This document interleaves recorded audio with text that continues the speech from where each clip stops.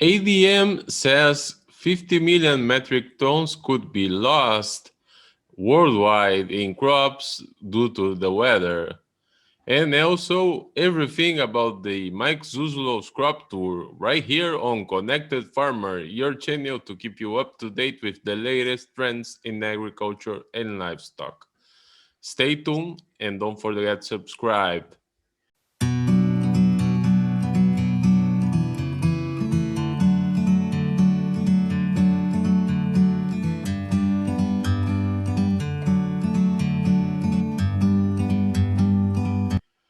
So, Mike, before we talk about this ADM report, I want you to share with our viewers what have you seen in your crop tour throughout the Midwest of the United States. So, in what locations have you been to? Well, I went from northeast Kansas through Missouri, heading southeast towards the southern part of the Illinois and Indiana border. So I covered about 4 states, technically speaking, but really spent most of my time in 3 of them, and a lot of focus in Illinois and Missouri, Luis. And that was both by design and by just circumstance. But the design part of it was the idea that because Minnesota, South Dakota, and North Dakota make up about 20 to 23% of our corn and bean plantings in acreage base this year, we're going to need a lot of help, it seems to me, given the crop conditions report, from states like Illinois, Indiana, and Missouri, especially, and states also like Kansas and Nebraska. And I'll work more in Kansas and Nebraska and Iowa over the coming 2 weeks or 3 weeks. But I had an opportunity to get back towards the Central Corn Belt and wanted to take that, and spent 3 days on the road there.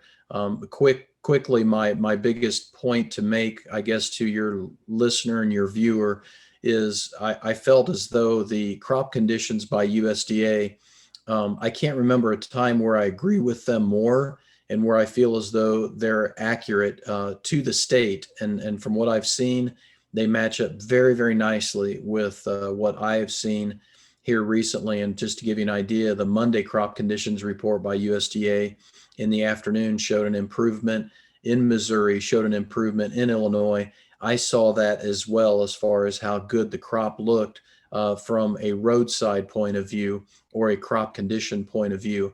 But as I got into the crops and looked at them in detail, both crops had a lot of immature corn and a lot of difference in the planting and pace and the planting window. And that was probably the biggest surprise to me, was the crop is not made yet in corn. I think the trade thinks it is.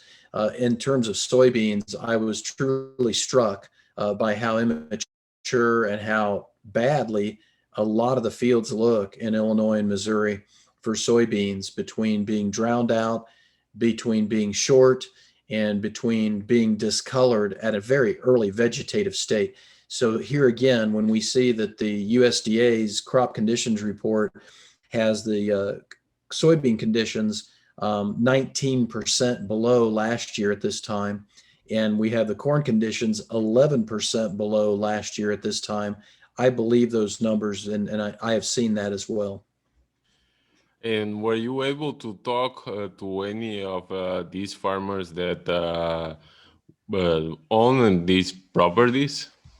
No, what I did was I essentially just stopped off on my trip, but I did talk to clients in those same areas. And so, for instance, if you would show any pictures to the viewers of the Lawrenceville, Illinois area, or the Sumner, Illinois area, or the Alney, Illinois area, those are areas that I talk to clients about their crops after looking at different fields.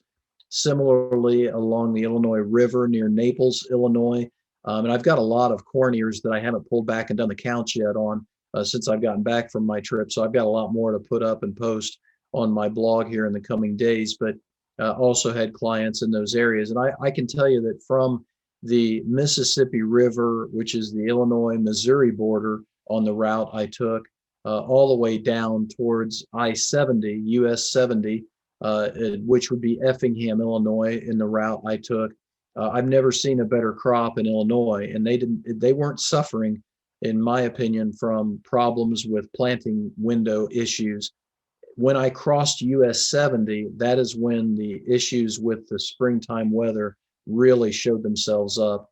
I would also say from the Missouri River at the Illinois-Missouri border, going back west towards my home in Atchison, Kansas, which is right on the Missouri River, which is the Kansas-Missouri border. I would say the eastern half of Missouri has many more problems than I was expecting, and that the crop conditions in Missouri, I think, could fall very rapidly in the coming weeks if they don't get follow-up rains. And what were the details that your customers provided for those crops that seemed to be more affected by the weather? Yeah, very good question. They're very encouraged if they can get follow-up rains in the corn. They think they have the population and the stands that can give very good yields, if not record yields, in Illinois. Missouri clients, not so sure. But as far as the soybeans, this is where the Illinois clients were really glad I posted what I did, because they don't have nearly as good a crop in soybeans in Illinois as what they do in corn, and that was very stark, very big difference. So I guess it goes back to trying to tie this all together in terms of the price action. After coming off that crop tour, after seeing then the crop conditions report, and then seeing the corn market break lower and not being able to hold gains on Tuesday, I just don't believe this market is breaking and taking weather premium out of the corn price, Louise, because of the weather and because of the supply side. I believe it's got to be something else that's pulling these prices down, whether it's demand related, whether it's US-China trade related, or whether it's policy related to ethanol and biofuels. I don't know what it is, but I don't think it's weather, and I don't think it's supply, because we should have gone higher after seeing the ADM CEO's comments and also what I saw on the crop tour and then the crop conditions. Yes, and jumping into the ADM report about the possible loss of 50 million metric tons around the world, where do you think will be focused these losses, and what crop? Yeah, Mr. Luciano, who is the CEO, talked about that. He said the globally, in the last 2 to 3 weeks. So that, I mean, he gave a very specific time and a very specific amount. In the last 2 to 3 weeks, we've lost 15 million metric tons of grain crops and oilseed crops. And he specifically talked about Canada and the oilseed crops there. And so if you kind of dovetail that into what we're looking at in the crop conditions here in the United States, we have to really go back, if we're hedgers, I think, and think about where USDA is in yield right now, 50.8 on soybeans and 179.5 on corn, and really wonder, with crop conditions almost 20% worse right now versus last year at this time in soybeans and 11% worse in corn, how are we going to beat last year's yield, let alone meet last year's yield? And I think this is an unresolved question. And that's why I'm really not an active seller or hedger at these price levels, because I feel as though unless someone is very nervous about the market completely eroding because of COVID restrictions going back into place, or because Argentine exports dominating us, I would only buy puts at this point at these price levels, given what I'm seeing on the supply side. Yes, what we had anticipated became a reality earlier than what they expected, with JBS in Brazil announcing tens of imports of Argentine corn into Brazil. Yeah, I'm so glad you brought that up. And by the way, nice job on that. You really have a good beat on this market right now, and it's helping my clients a lot. They really appreciate it, as do the subscribers. And I send your video out as soon as I get it from you, because this is a really critical time for the U.S. producer. I'm hearing 30 cargoes. I think that was in the news wires. But I also have heard that the port of Paranagua and the river channel, upriver issues because of the drought, are hindering exports. Can you help us with that? Is that an issue, or is that going to be an issue, or what do you see there? Well, the situation is so severe that several municipalities in the country have told their residents to use less water, and that will be a problem for these ships. Do you have railroads that could be, even though it'd be higher expense, would that be able to? I know JBS is not going to let their animals die, their bird flocks, their cattle herds, their hog barns. They're not going to let those die. Are there other transportation Yeah, means that they can use? but that would increase significantly the cost. Yeah, so this is where I think part of the reason why the corn market hasn't jumped goes back to what we've been talking about the past couple of weeks is the port of Paranagua has not jumped. The Brazilian price has gone up some, but the upriver price in Argentina is still discount to the United States Gulf. I want to say the Gulf price is right around $290 a ton right now here at the United States, whereas the upriver price in Argentina is $228 a ton. And then if you look at the futures market, I find that very interesting because Argentine and US futures are almost identical at around a $250 a ton price. So we just haven't seen any kind of movement higher in the Brazilian price that would suggest that we are going to become the source of most of the demand outside of South America. What Argentina takes South American demand, but we take the rest of the demand here in the United States. Now, having said that, late in today's trade, I got an email from a colleague in Chicago. There is speculation that China is on getting ready to buy into the United States corn market, and there's speculation that they've bought between 1.5 to 2 million tons of U.S. new crop corn, but that's not old crop; it's new crop. So this is one of those things where that's a big reason why the corn market hasn't solved the question and the puzzle of a much cheaper futures market versus a much higher Gulf of Mexico and Pacific Northwest price. So we still have a lot of unanswered questions when it comes to the demand and the export market.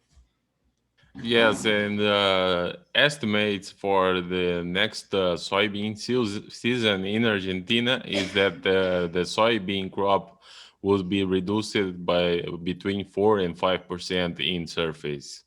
And my understanding is that would almost all go to corn. Is that correct, Luis? Exactly, because the export taxes on corn are lower than soybeans.